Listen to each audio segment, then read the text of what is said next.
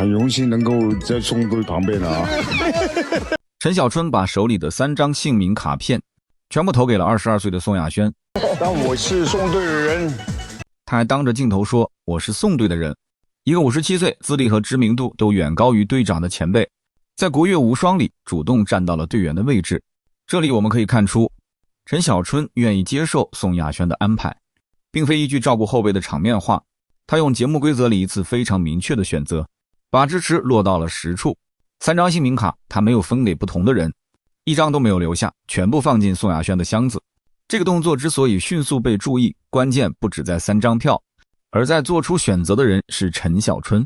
很多观众对他的熟悉来自一种很强的控制感，他站上舞台不需要太多动作，声音、表情和身体姿态自然会形成中心。到了真人秀里，他的直接急脾气和不绕弯同样容易主导一段对话。哪怕没有看过他的全部作品，普通观众对陈小春3个字多少都有一个接近的印象。他通常不像会跟在别人身后的人，国乐无双前期依然保留了这一面。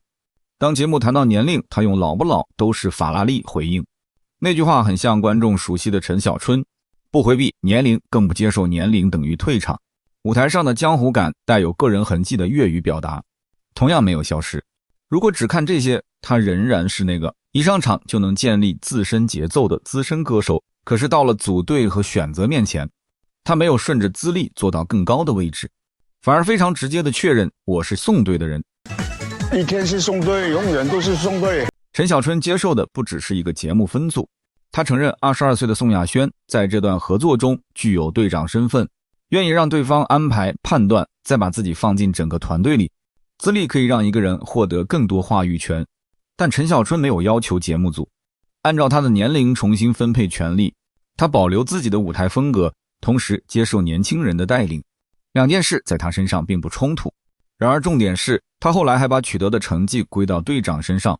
我们都知道，在综艺里前辈称赞后辈很常见，真正拉开差别的是称赞之后有没有相应的行动。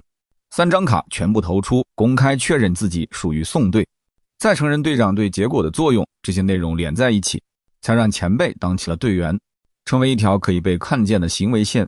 他没有让陈小春失去存在感，相反，观众却更真切地感觉到他的个性，只是这份个性不再需要依靠掌控所有环节来维持。轮到自己表达时，他仍然有鲜明的声音。轮到队长做出安排，他愿意听，也愿意配合。这种合作方式比一句我支持年轻人具体的多。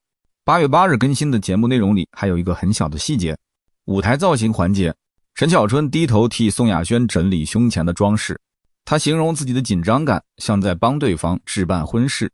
这段画面很容易被剪成温馨互动，但如果放回前面的选择里，他补上了2人关系的另一面。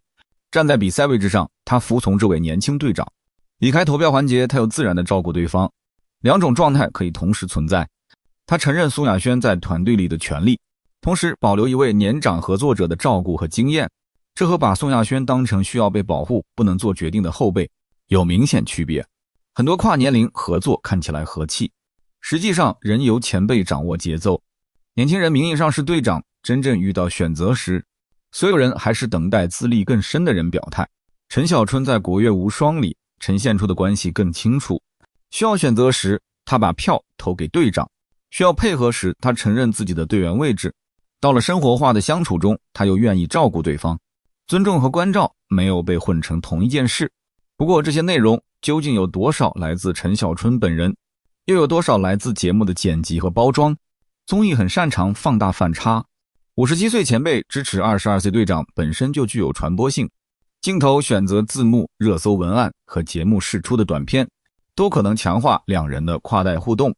观众看到的当然不是一段完全未经处理的日常，我们需要区分的是舞台歌曲、人物状态和真人，内心不能直接画上等号。第11期里，陈小春演唱了重新填词的粤语版《父亲》，歌曲把注意力带到了一位不善于言辞的父亲身上，这个舞台能让观众感受到他现在更愿意呈现柔软的一面。但歌曲有编曲、歌词、灯光和镜头共同参与，不能仅凭一次演唱就替他概括完整的内心变化。真正能落到陈小春本人身上的，仍然是那些由他完成的具体选择。3张卡投给谁是他的动作，我是送队的人是他公开说出的话，如何理解自己的成绩是他的表达，替队长整理装饰是镜头捕捉到的相处方式。平台可以放大这些片段，却不能代替他做出选择。把几组内容放在一起，父亲的舞台便有了更合适的位置。他不负责证明陈小春变了，而是与他在团队里的状态形成呼应。如今的他更愿意承认关系中的牵挂、信任和依赖，不急着把每一种情绪都藏在强硬外表后面。这并不等于那个有江湖气、说话直接的陈小春消失了。老不老都是法拉利，仍然很陈小春。3张卡全部投给宋亚轩，同样很陈小春。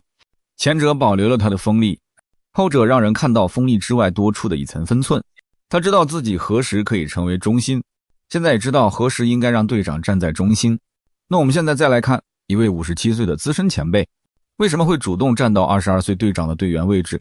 答案就显而易见了，不需要猜测私人动机。节目已经给出的部分是，他认可这位队长愿意按照团队关系行动，更不认为听年轻人的安排会削弱自己的分量。当一个人仍然需要靠位置确认身份，他很难把主导权交出去。当他的舞台辨识度已经足够稳定，退到队员的位置反而不会让他变得模糊。国乐无双播出后，观众看到的陈小春仍然能控制场面，却不再需要每一个场面都由自己控制。前辈当起了队员并没有变小，他只是把自己的分量从所有人都要听我的变到了我知道这一刻应该听谁的。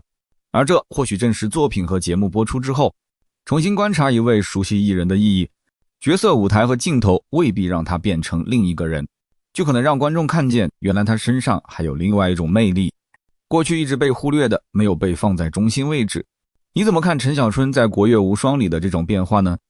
一位资历更深的前辈愿意听年轻队长的安排，是成熟的合作方式，还是节目放大了两人的反差呢？欢迎在评论区留下你的看法。接下来的片尾彩蛋把时间留给陈小春本人。问我压力大的时候怎么办？我说我就发呆了。他们觉得很奇怪，发呆有什么用呢？问题又没解决。